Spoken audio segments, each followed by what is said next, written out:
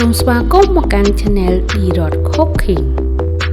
ថ្ងៃនេះ Channel យើងខ្ញុំនឹងបង្ហាញលោកអ្នកនៅមុខម្ហូប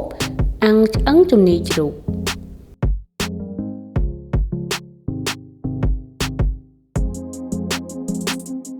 គ្រឿងផ្សំមាន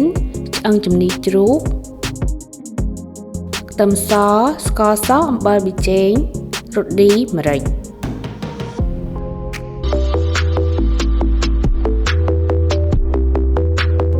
យើងចាប់ផ្ដើមលាយគ្រឿងប្រឡាក់ឆ្អឹងជំនីជ្រូកដាក់ខ្ទឹមស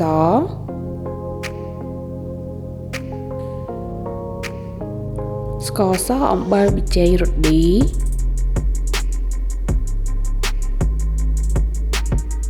ម្រេចយើងធ្វើការច្របល់គ្រឿងចូលគ្នា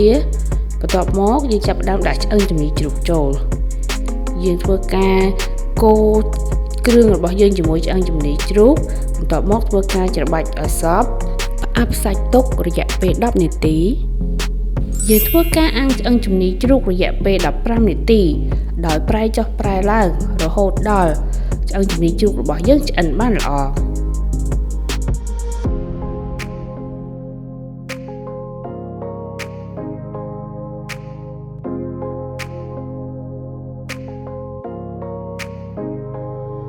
មុខម្ហូប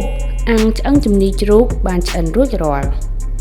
សូមចុច Subscribe និងសញ្ញារូបកណ្ដឹងដើម្បីទទួលបានវីដេអូថ្មីៗពី Channel យើងខ្ញុំ